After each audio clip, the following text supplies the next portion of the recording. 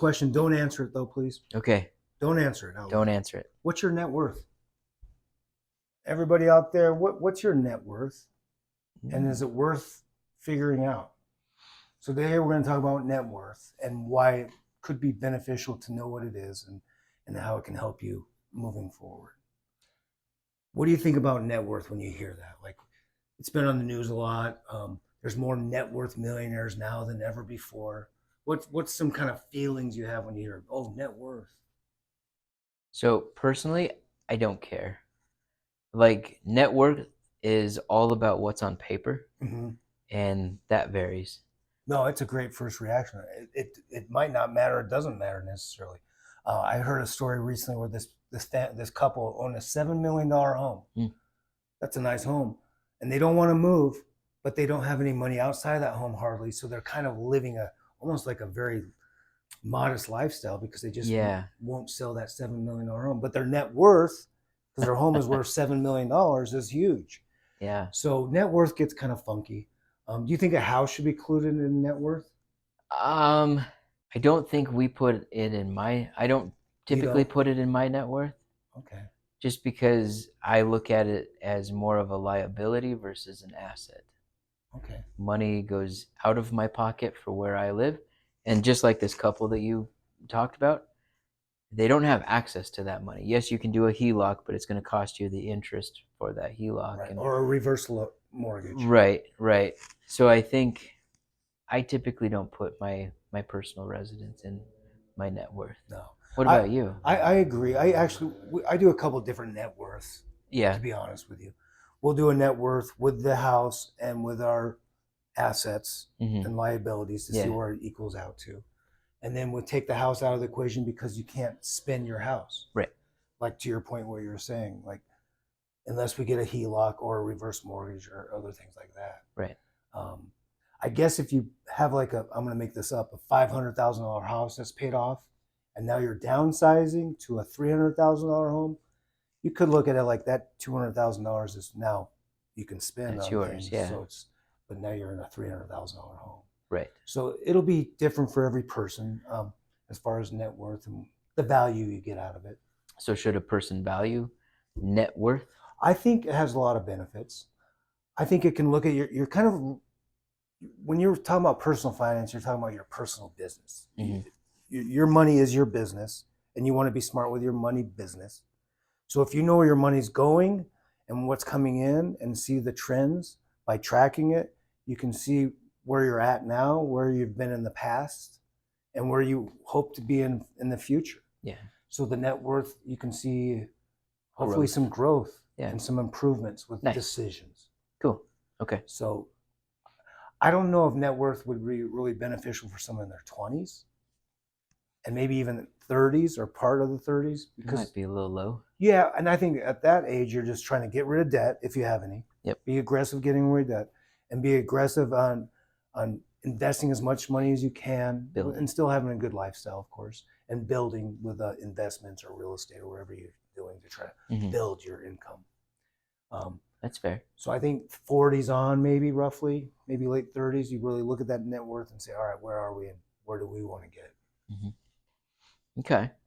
So what are some things that we could count as in our net worth if we're not taking our own personal residence? Right.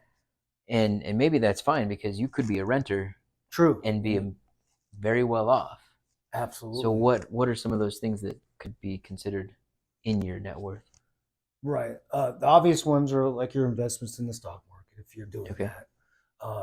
401ks, brokerage accounts, Roths, any of these types of investments. You would look at that as hopefully a plus.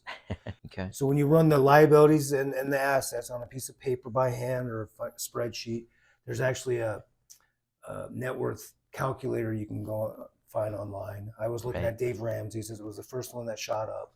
It's very simple. You could do that right now. And then the challenge after the video. Yeah, after the video.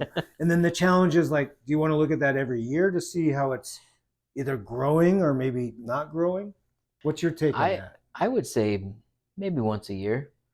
You know, I would say once a year because I think it can be almost harmful if you focus on it so much, Yeah. right? If you've got a system, if you've got a plan, and you stick to that system, then you're just checking in on it, right? I got to stop you right there because you hit a really key word, system. Like if you have a system and a plan and a process, Mm-hmm. then every year you should see some growth, some gains. Um, of course, we can't control the stock market, but if you're putting in the right amount that's comfortable, for example, then that's what you can control. Right. So I love it. Set up a good process. The net worth's going to take care of itself. It's going to Yeah. go up throughout the years. Yeah.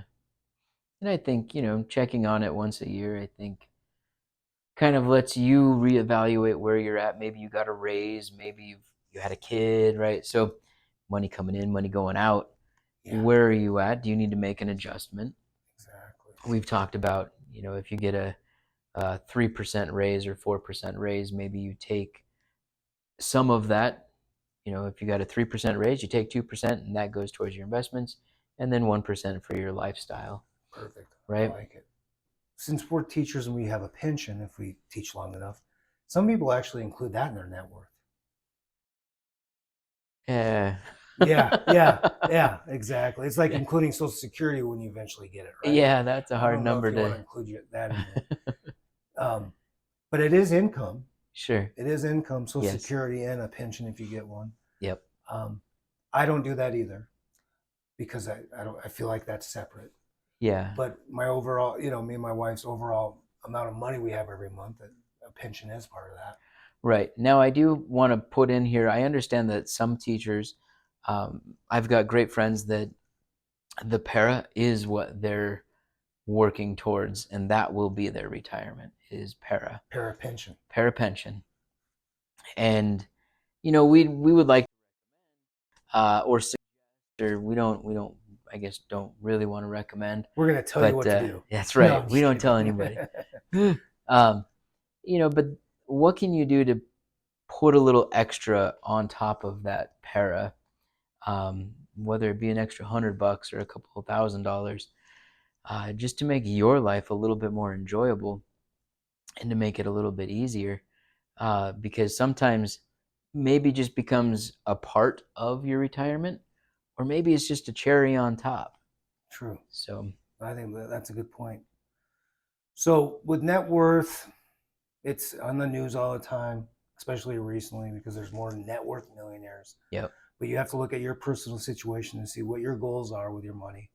But I like the fact that you can see trends of how you're spending money, saving money, getting rid of debt.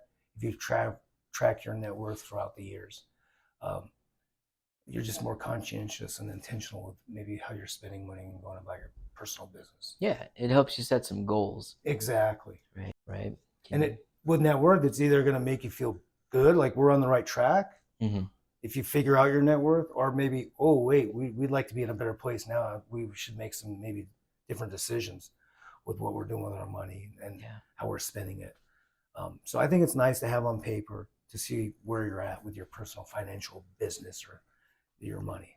Yeah, I think that's that can be definitely helpful for people. Exactly. So hopefully, if you don't know your net worth, I was messing around before we got on camera at home. I looked up a net worth calculator. The first one was Dave Ramsey's net worth calculator. Very simple. You could do it in like 3 minutes. Nice. At the end, you push a button and it'll show you what your net worth is. If you record that on paper in a spreadsheet, like Justin said, maybe in a year, look at it again, see where your numbers are, see if it's improving with what you have control of, and track that for a while. And eventually you'll hit a goal, whatever your goal is, with those numbers. So it's just a good way to be more intentional with your money. Yeah. And as it grows, it gets pretty fun to look at, but yeah, it's when it hits certain milestones, it's like, yes, right. You walk around the block yelling it to everybody. That's right. That's right. Being it pretty feels excited good when you see the progress you're making, because you're making sacrifices. You're not spending all your money now, which is the easiest thing to do. Yep. You're having delayed gratification. Yeah. So good luck with your net worth. Maybe if you're doing that, keep doing it. Good on you. If you haven't tried it, give it a shot and see where you're at after a year of doing this. Anything else, Justin? It's fun to look at. Don't let it deter you. Don't let it scare you. Maybe let it help you create some goals, but it's not the end all be all either. Exactly. And what you said earlier is so big. Create a good process so you got Yeah. everything moving forward in a good way, and your net worth is going to increase, Yeah. even if you never tracked it. Yep. So, all right. Thanks, everybody. Have a Bye. good day.